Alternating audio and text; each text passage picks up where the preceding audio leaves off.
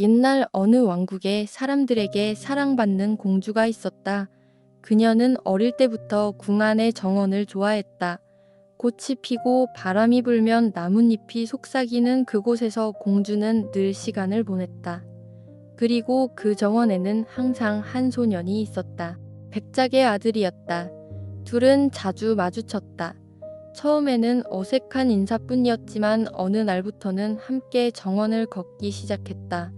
연못에 돌을 던지기도 하고 꽃잎을 날리며 웃기도 했다. 어린 두 사람에게 궁이 넓은 정원은 작은 세상과도 같았다. 시간은 조용히 흐르고 둘은 어느새 어린아이에서 어른이 되어 갔다. 그리고 어느 날 공주는 깨달았다. 자신이 그를 사랑하고 있다는 것을. 그를 바라보면 가슴이 조용히 떨렸다. 그가 웃으면 세상이 밝아졌다. 하지만 공주가 모르는 사실이 하나 있었다. 그는 오래된 병을 앓고 있었다. 어떤 날에는 숨이 가빠졌고 어떤 날에는 피를 토하기도 했다. 그 사실을 아는 사람은 많지 않았다. 왕과 왕비 그리고 몇몇 신하들 뿐이었다. 그러던 어느 날 왕이 결정을 내렸다. 공주와 그를 혼인시키겠다고. 어릴 적부터 약속했던 일이었다. 궁 안은 축하로 가득했다. 사람들은 아름다운 혼인을 이야기했다. 하지만 왕비의 얼굴에는 기쁨보다 걱정이 더 깊었다. 그녀는 알고 있었다. 그 병이 얼마나 깊은지. 그리고 그 사실을 공주도 결국 알게 되었다. 처음에는 믿을 수 없었다. 하지만 어느 날 밤 그가 혼자 기침을 하며 피를 토하는 모습을 보게 되었다. 공주의 마음은 조용히 무너졌다. 사랑하는 사람이 곧 죽을지도 모른다는 사실. 그날 이후 공주는 잠을 이루지 못했다.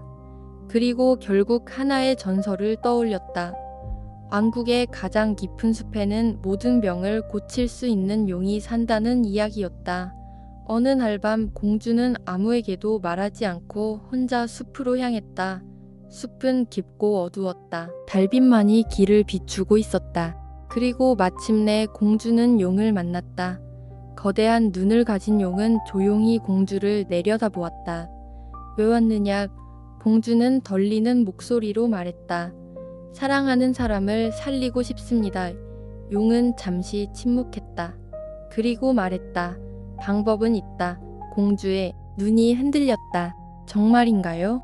용은 천천히 고개를 끄덕였다. 하지만 대가가 있다.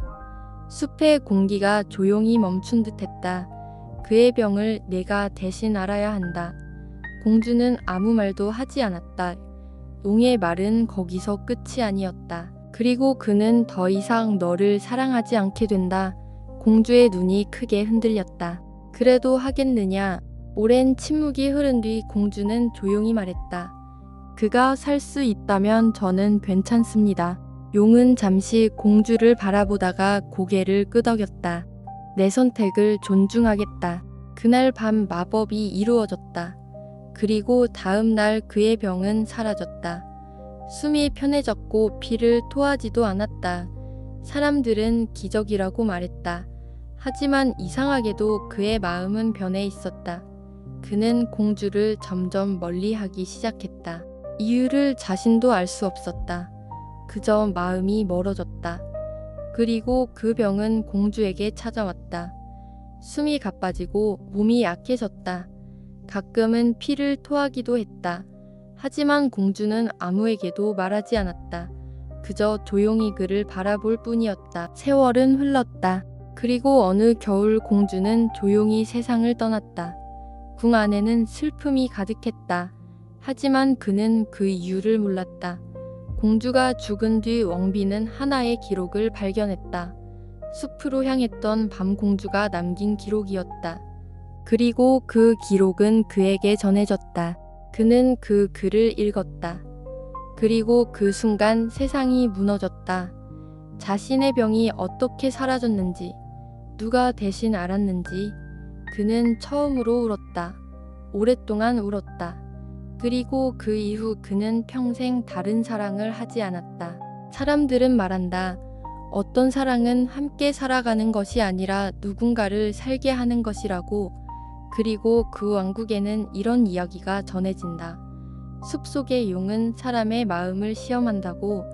그리고 아주 가끔 누군가가 사랑을 선택하면 세상은 조용히 바뀐다고. 그는 살아남았다. 하지만 그가 살아있는 이유를 끝내 알지 못한 채 평생을 살았다. 그리고 그 왕국에는 지금도 이런 말이 전해진다. 어떤 사랑은 함께 살기 위해서가 아니라 누군가를 살리기 위해 존재한다고.